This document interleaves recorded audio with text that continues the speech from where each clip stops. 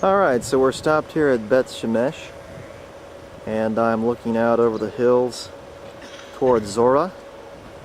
Samson was born here. He would have grown up right here, and Samson would have played in these hills as a young person. He would have known this area quite well.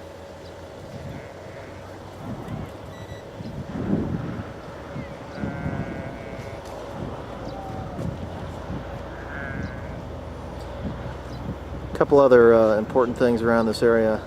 We're going to continue on up to the top of the hill. I'll tell you in a minute. This is Jerusalem. We went west into Jerusalem. Motza, it's the place where we stopped. That's Motza. Here, that's Emmaus. And then we came to here. That's Yarim, Kiryat Yarim. From here we took road 38. This is Eshtaol. And now we pass Zorah, and that's Bet Shemesh. We're going to drive further down. That's Ha'elah Valley. Ha'elah Valley, that's the place where the battlefield between David and Goliath. All that was the land of Judah. That was the land of Dan tribe, and here was all the land of the Philistine. You see, Ashkelon, Ashdod. And this direction fifth one, where Goliath came from, further south, it was called Gath. So you see how Samson now, was all the hills that you see here, close to this was Judea, these cities, the Judean hills. of the Philistines. David came from Bethlehem, and there was a biblical road that I'm going to drive back with you on this road, from the battlefield of David and Goliath up the direction to Bethlehem. And then He grew up looking over toward the Philistine side. So this was the land of Judea, and the town Bet Shemesh that mentioned in the Bible, we are now here. This is the Bet Shemesh. You see the ruins. So the modern city that you see, about 50,000 inhabitants. Back over to this side where Samson was. This is where the tribe of Dan used to be. Before they moved up north to Tel Dan, where we were earlier in the tour. The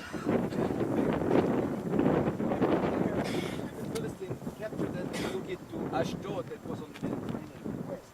There was disease in the Ashdod, in the Philistine camp, and all the stories that went on, that was every morning they woke up and what happened to Dagon? On his face, in front of the Ark of Covenant. So they decided to send it to Ekron. It was sent to Ekron. The people of Ekron decided to no more, and they put it in cars, taken by 2 cows. And it came, as we read soon in the scripture, it came all the way to here, to the place where we are now.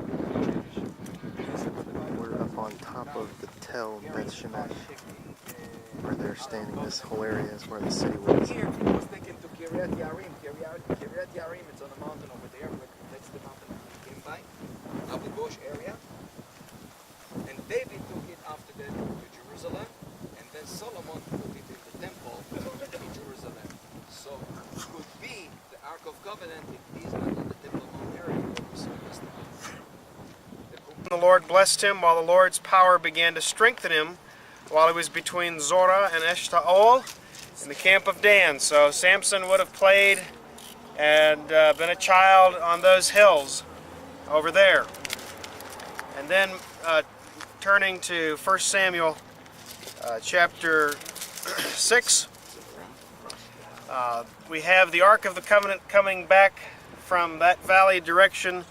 You remember the Philistines didn't know what to do with it, so they said, we'll put it on a cart with 2 cows that have never been yoked and take their calves away from them, and if they head up toward Israel, then we know that this is of God, otherwise this is just chance.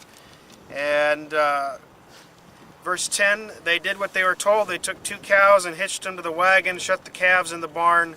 They put the Ark of the Covenant in the wagon together with the box containing the gold models of the mice and of the tumors, and the cows started off on the road to Bet Shemesh and headed straight toward it without turning off the road, and they were mooing as they went.